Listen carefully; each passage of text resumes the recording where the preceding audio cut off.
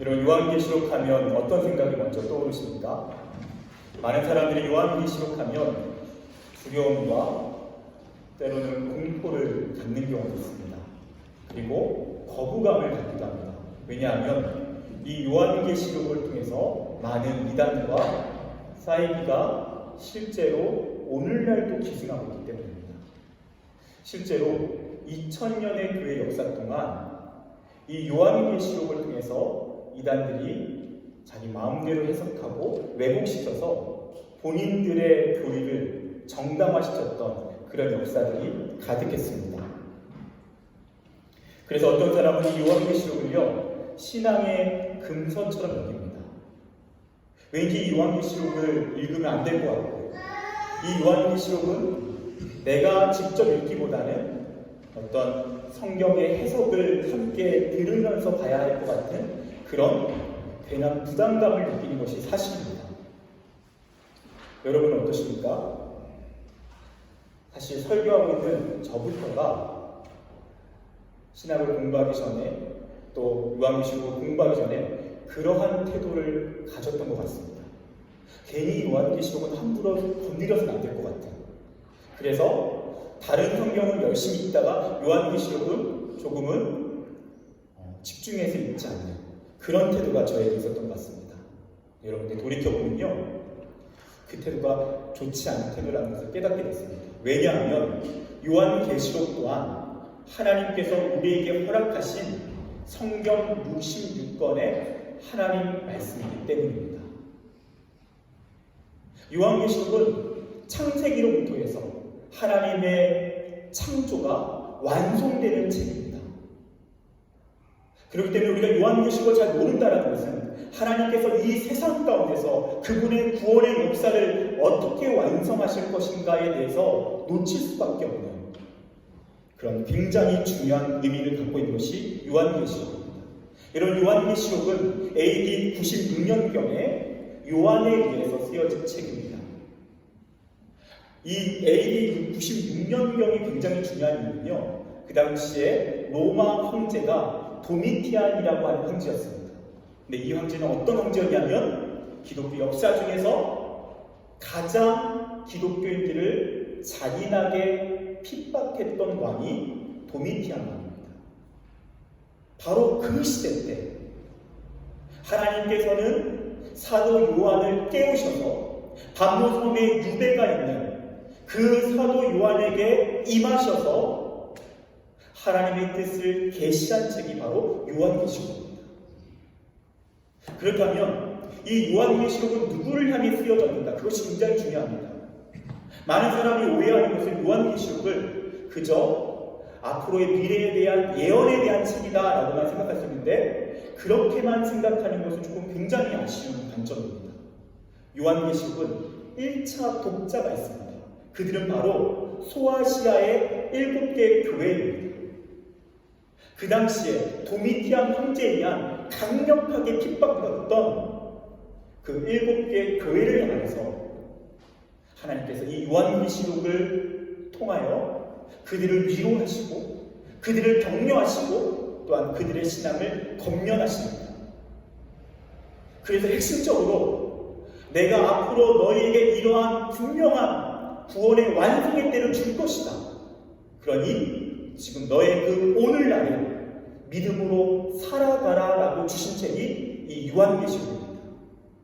그래서 실제로 요한계시록은 미래를 위한 책이 아닙니다. 요한계시록은 오늘을 위한 책입니다. 오늘 우리가 어떻게 믿음으로 신앙생활할 것인가? 우리는 그저 무의미하게 살아가는 인생이 아니라 하나님의 구원의 완성을 향해 살아가는 존재로서 그 미래의 하나님의 뜻을 깨닫고 어떻게 오늘을 살아갈 것인가에 대한 책이 이 요한계시록입니다.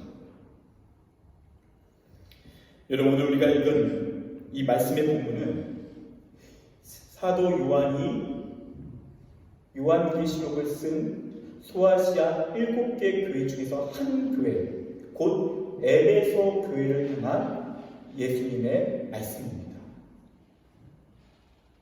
여러분, 7개 교회에 대한 예수님의 말씀인데 그 7개 교회 중에서 오늘은 에베소서라는 교회를 향한 말씀을 함께 나눕니다.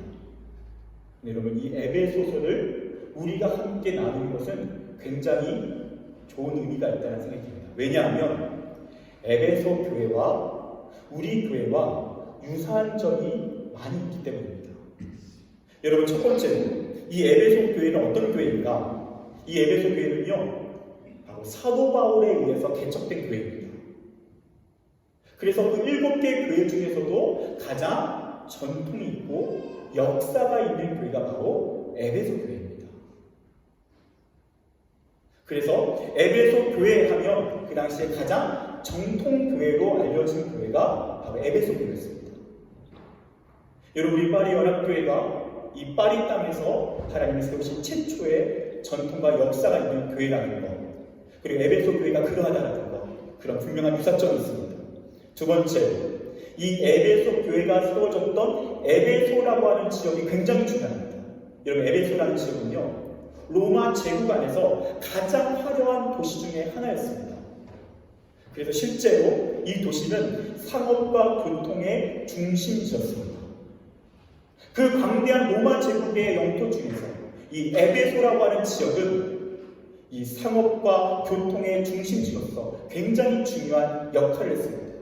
그리고 이 에베소라는 지역 안에서 발달한 것은 무엇이냐면 바로 철학과 문화와 예술이었습니다. 그 당시에 에베소가 오늘날 어디로 이야기할 수 있을까라고 할 때 물론 다양한 접근이 가능하지만 저는 우리가 살고 있는 파리와 굉장히 유사하다라고 생각됩니다. 오늘 우리가 살고 있는 이 파리는 전 세계에서 가장 아름다운 도시로 여겨집니다.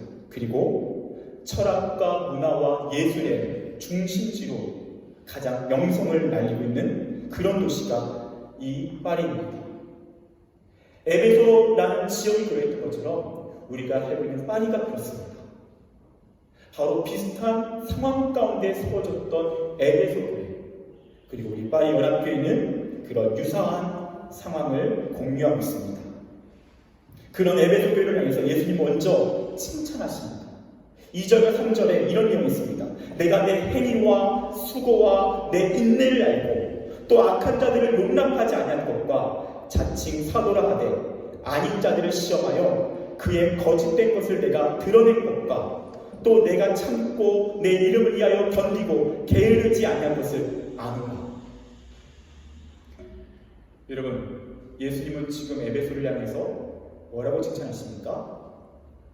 너희의 행위와 수고와 인내를 알고 있다고 말씀하십니다.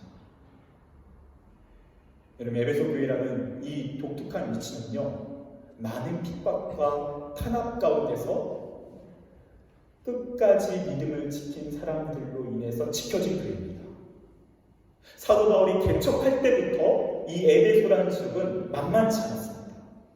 그 핍박 가운데 믿음으로 인내하고 수고하고 온전한 행위로 하나님을 섬겼던 자들이 에베소 교회였습니다. 여러분, 우리 파리 연합교회가 그렇다는 생각이 듭니다. 50년의 역사를 지켜오는 동안 얼마나 많은 성도들이 이 교회를 위해서 행위로 섬기고 수고하고 인내했는지를 예수님이 아십니다. 그리고 그것을 칭찬하십니다. 또한 이 에베소 교회가 예수님께 칭찬받는 두 번째 이유는 그들이 거짓과 타협하지 않았기 때문입니다. 진리를 붙잡았기 때문입니다.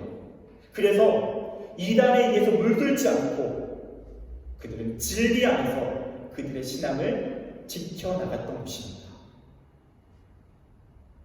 그것이 에베소 교회를 향한 또는 우리 교회를 향한 예수님의 칭찬일 수 있겠다는 생각이 듭니다.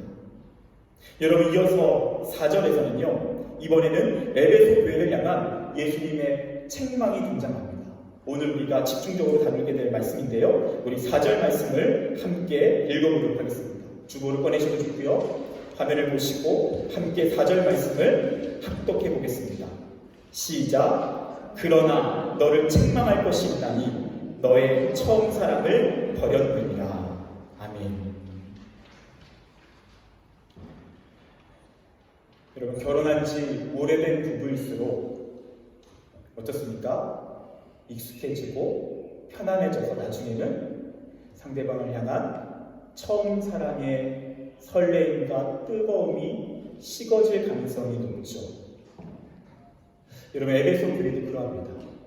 에베소 교회가 역사와 전통이 있는 만큼 시간이 흐르면 흐를수록 그들에게 한 가지 치명적인 하나님 앞에서 책망받을 모습이 등장했는데, 그것은 처음 사랑을 버렸다는 것입니다. 여러분, 인생에는요 3단계가 있다라는 이야기를 합니다. 그 3단계 중에 첫 번째는 열정기입니다. 우리가 무엇을 할 때 또는 누군가와 만날 때 열정을 가지고 시작할 때가 있습니다.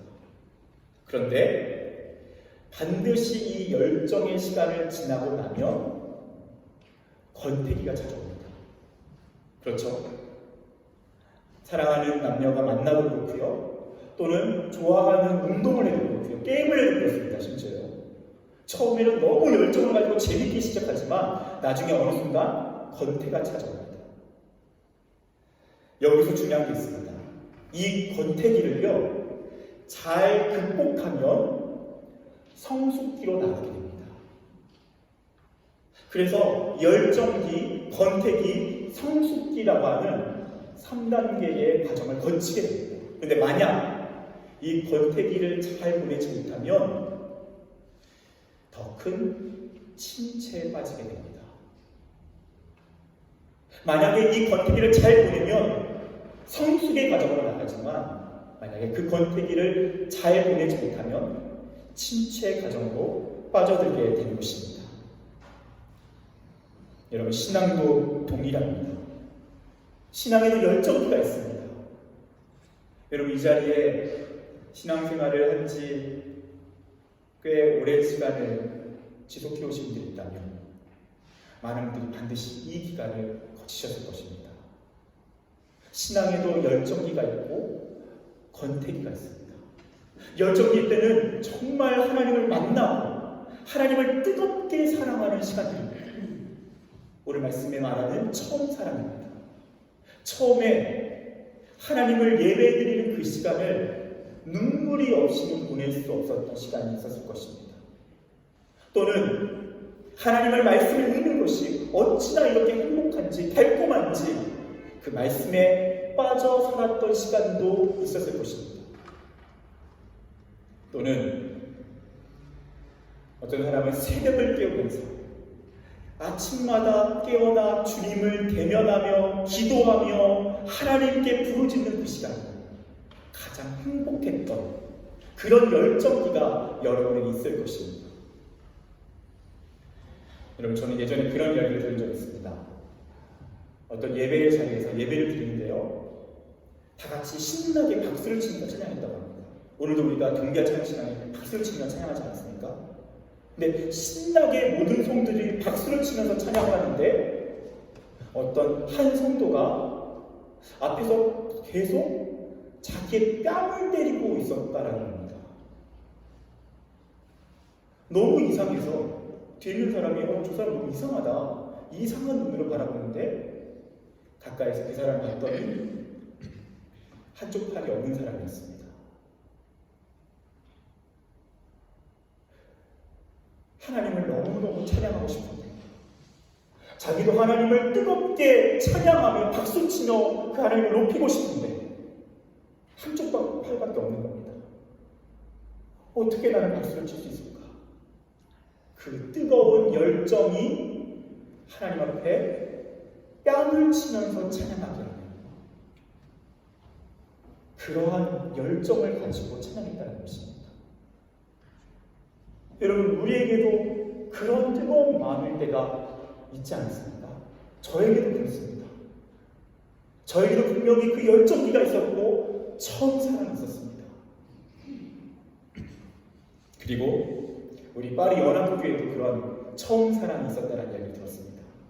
제가 듣기로는 처음에는 이렇게 예배당이 없어서 방생공원에서 이렇게 모여서 예배 드렸다는 얘기를 들었습니다.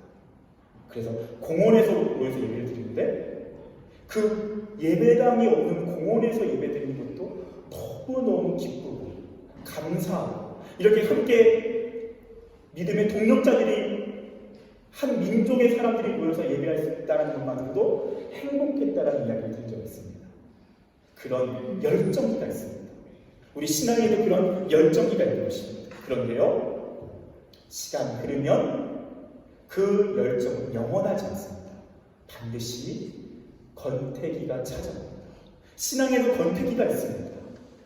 그 권태기가 찾아오면요, 공통적인 특징이 있습니다. 이제는 누군가가 남녀 사이에 권태기가 찾아왔을 때의 특징을 7가지 정도로 정리를 했더라고요. 첫 번째는 연락이 뜸해진다는 것입니다. 그렇죠. 처음에는 막 10분에 한 번씩 연락을 하고, 이 막 사랑에 빠진 남녀들의 특징이 무엇입니까? 하루 종일 데이트를 한 다음에 남자가 집까지 여자를 데려다 줍니다.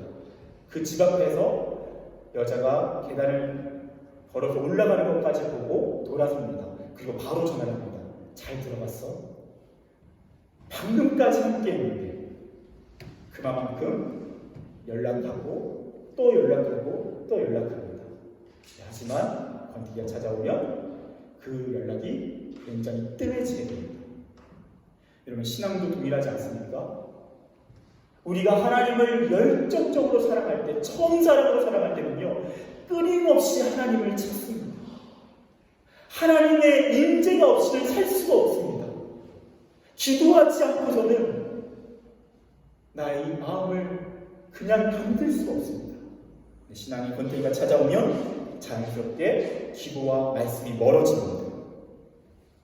또한 두 번째, 권태기가 찾아오면요, 단점을 지적하기 시작한다고 합니다. 서로의 단점을 적나라하게 지적하기 시작합니다. 여러분, 신앙이 그대로 적용해 볼까요? 하나님을 향한 불평이 시작합니다.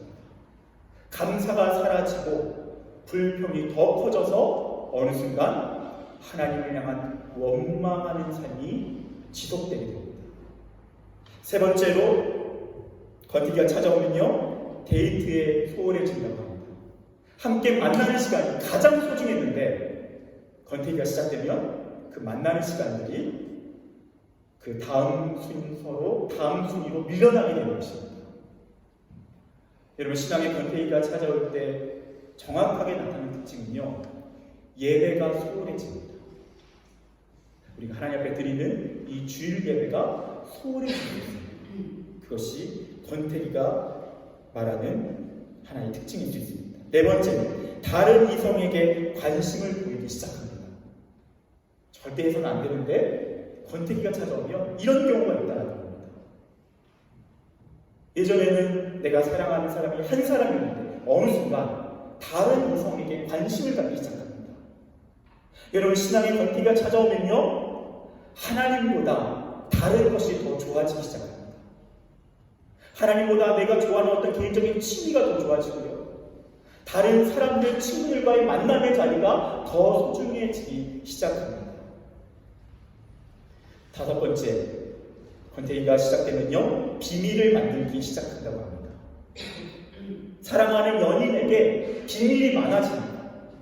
신앙의 권태기가 찾아오면요, 하나님과의 비밀이 생기고요, 하나님과 동행하지 않는 것이 습관이 됩니다. 여섯 번째, 거짓말을 한다고 합니다. 여러분, 신앙생활할 때도 권태기가 찾아오면 죄에 대해서 둔감해집니다. 우리가 하나님을 열정적으로 뜨겁게 사랑할 때는 죄에 대해서 그것이 얼마나 내 안에 민감하게 여겨졌는지 모릅니다. 그런데 권태기가 찾아오면 죄에 대해서 둔감해집니다. 누군가를 미워하고 정죄하는 것이 내 안에 거리낌이 없게 됩니다. 마지막 일곱 번째, 결국 익숙함에 속아 소중한 사람을 잃게 됩니다. 우리도 익숙함에 속아 소중한 하나님을 잃어버릴 수 있습니다.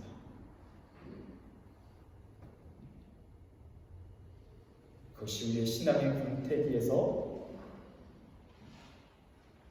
우리 스스로 지금 점검해야 할 중요한 때라는 것이죠. 지금 이 권태기에 대한 나름대로 특징을 드리면서 여러분 어떤 생각이 드셨습니까? 내가 신앙의 권태기라는 생각이 드셨습니까? 저는 좀 돌아오면서요, 권태기는 아니지만 권태기를 지나왔기도 했고 또 어떤 부분은 여전히 해당되고 있다는 것을 깨닫게 되었습니다. 여러분 중요한 것은요, 누구에게나 이 권태기가 온다는 것입니다. 어떤 한 사람도 이러한 권태기가 없이 완벽하게 평생을 신앙생활하는 사람은 없습니다. 그 부분에 대해서는 안심하셔도 좋습니다. 근데 중요한 것은 이 권태기를 지나갈 때 어떻게 지나가느냐는 것입니다. 우리가 이 권태기를 잘 보내게 되면 우리는 더 성숙한 사람으로 나아갈 줄 믿습니다. 아멘. 더 주님을 성숙하게 사랑하게 될 것입니다. 더 주님을 진하게 사랑할 것입니다. 여러분, 우리 노년에 여전히 변함없이 사랑하는 부부를 본다면 그들은 그런 권태기를 넘어서 더욱 진실된 사랑으로 나아가기 때문에 그러한 사랑이 가능했을 것입니다. 하나님과 우리의 관계도 동일하다는 것입니다. 그 권태기를 우리가 성숙하게 보내면 더 성숙한 사람으로 나아가게 됩니다. 근데 만약에 그 권태기를 우리가 방심하게 되면, 그리고 그 시간을 여전히 침체의 자리에 내 자신을 방치해두게 되면 오늘 에베소 교회처럼 처음 사랑을 버렸다라는 책망을 듣게 될 것입니다. 여러분, 이것은 굉장히 중요하고 진지하고 심지어 심각합니다. 만약에 우리가 이 권태기를요 그냥 쉽게 용인해버린다면, 그냥 모든 것들을 용납해버린다면 그것은 굉장히 심각한 게 되는 것입니다. 왜냐하면 오늘 5절에서 하나님께서 이렇게 말씀하십니다. 내가 내게 가서 내 촛대를 그 자리에서 옮기리라. 우리가 이 권태기를 그냥 침체의 늪에 빠져서 방치해버린다면, 용인해버린다면 하나님 뭐라고 말씀하십니까? 너의 촛대를 그 자리에서 옮기리라. 무슨 말씀입니까? 내가 너와 함께하지 않겠다. 내가 더 이상 임재하지 않겠다. 내가 너의 삶 가운데 나의 살아있음을 계시하지 않겠다. 오늘 이 말씀은 우리의 평생의 신앙생활 가운데 굉장히 중요한 말씀인 동시에 또한 꼭 필요한 말씀입니다. 우리가 꼭 기억해야 될 말씀입니다. 그렇다면 오늘 우리가 기억해야 될 것은 이러한 침체로부터 어떻게 벗어날 수 있느냐라는 것입니다. 오늘 그 비결에 대해서 5절 말씀은 정확히 우리에게 말씀합니다. 우리 5절 말씀을 함께 읽어보겠습니다. 시작! 그러므로 어디서 떨어졌는지를 생각하고 회개하여 처음 행위를 가지라. 네, 여기까지입니다. 네, 감사합니다. 어디서 떨어졌는지를 생각하고 회개하여 처음 행위를 가지라. 여러분, 첫 번째는요, 생각하는 것입니다. 여러분, 무엇을 생각해야 됩니까? 오늘 말씀은 어디서부터 떨어졌는지를 생각하는 것입니다. 여기서 생각한다는 것은 심사숙고하여 생각한다는 것이고요, 진지하게 자신을 성찰한다는 의미입니다. 그런데 내가 언제부터, 어디서부터, 어떻게 하다가 이렇게 권태기를 넘어 침체의 늪에 빠졌는지를 진지하게 생각해 보라는 것입니다. 성찰해 보라는 것입니다. 영적으로 분별하라는 것입니다. 그리고 그 다음입니다. 두 번째, 회개하는 것입니다. 하나님 앞에서 자신의 변질된 모습에 대해서 정확하게 인정하고 하나님, 내가 이렇게 병들었습니다. 내가 이제는 주님을 그렇게 뜨겁게 사랑하지 않습니다. 어느 순간부터 하나님, 당신은 내게 별로 의미가 없게 되었습니다. 그 자신을 철저하게 인정하며 통곡하며 회개하라는 것입니다. 다시 하나님께로 돌아가라는 것입니다. 가슴을 찢으며 하나님 앞에서 통곡하라는 것입니다. 그 회개가 우리의 처음 사랑을 살아나게 할 줄 믿습니다. 아멘. 이런 마지막 세 번째입니다. 굉장히 중요한데요. 세 번째는 처음 행위를 가지라는 것입니다. 처음 행위를 가지라. 여러분, 이 처음 행위를 가지라는 이 표현을요, 공동 번역에서는 이렇게 표현되어 있습니다. 처음에 하던 일들을 다시 하라. 처음에 하던 일들을 다시 하라. 무슨 말입니까? 내가 하나님을 처음 사랑하여서 그 열정기에 내가 하나님을 섬기고 하나님을 예배하고 하나님을 사랑했던 모습으로 다시 너가 행동하라는 것입니다. 여러분, 이 말씀을 좀 소개하기 위해서, 설명하기 위해서 한 영화의 장면을 여러분께 말씀드리겠습니다. 사랑의 파리라고 하는 영화가 있습니다. 이 파리에서 펼쳐지는 로맨틱한 연인의 사랑을 옴니버스식으로 여러 스토리를 연결시켜서 만든 영화입니다. 근데 거기서 한 스토리가 등장합니다. 그 스토리는요, 한 남자가 결혼한 아내와 대화를 나눕니다. 그런데 완전히 권태기에 빠져있는 남자입니다. 그리고 이 남자가 이 여자를 만나서 지금 하고자 하는 말은 우리 이제 그만 끝내자라는 말입니다. 왜냐하면 나는 더 이상 당신을 사랑하지 않는다. 그리고 나에게 다른 사람이 생겼기 때문이다. 그래서 이 여자에게 그 말을 하기 위해서 그 기회를 엿보고 있습니다. 권태기에 빠진 남자가요. 근데 갑자기 앞에 있는 아내가 울기 시작합니다. 막 울기 시작합니다. 그러더니 이 남자는 무슨 생각을 하냐면, 이 여자가 내 마음을 알아챘구나. 근데 갑자기 이 여자가 무슨 얘기를 하냐면, 여보, 나 병원에 다녀왔는데 나 암 말기래요. 이제 1년밖에 살지 못한대요. 이 남자가 충격을 받습니다. 자기는 지금 헤어지자고 말할 그 타이밍에 그 아내로부터 그런 얘기를 듣습니다. 혼란에 빠진 남자는 여러 생각을 하다가 마음을 정합니다. 이제 1년만 기다려주면 되는데 1년이라도 잘해줘야겠다. 그래서 어떻게 하냐면 자기가 만나오던 바람폈던 대상을 정리하고요, 이 한 여자를 위해서 1년 동안 열심히 섬겨주기로 마음을 먹습니다. 그래서 어떻게 하냐면 여자를 위해서 요리를 해주고요, 설거지를 해주고요, 그리고 부엌에 있는 아내의 뒤에 다가가서 살며시 안아주기도 합니다. 그 처음의 동기는요, 1년만이라도 참아주자라는 동기였습니다.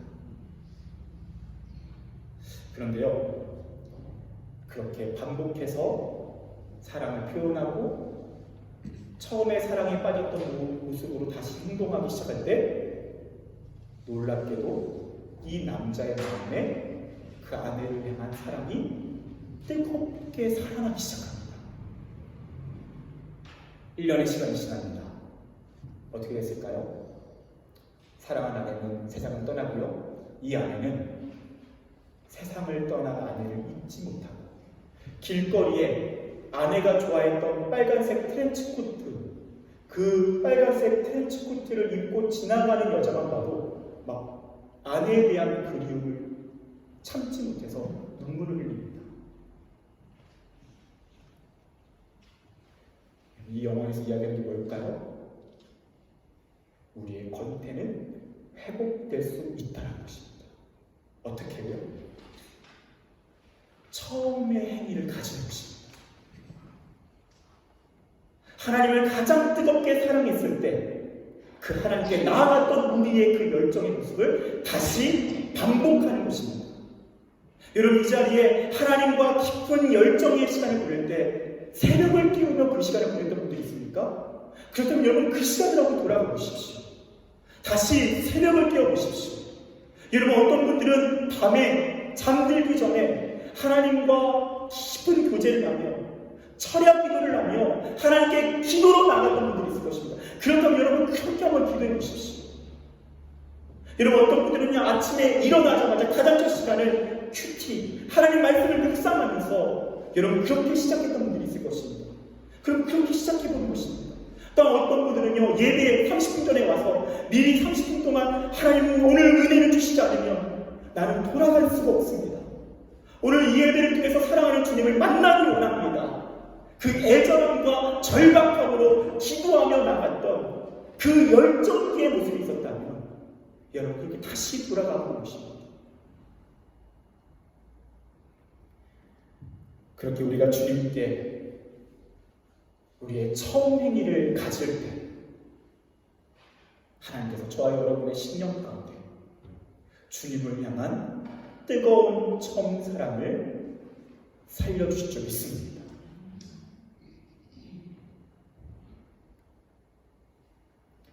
말씀을 정리합니다. 여러분, 우리는 파리 연합회 50주년을 함께 앞두고 준비하고 있습니다.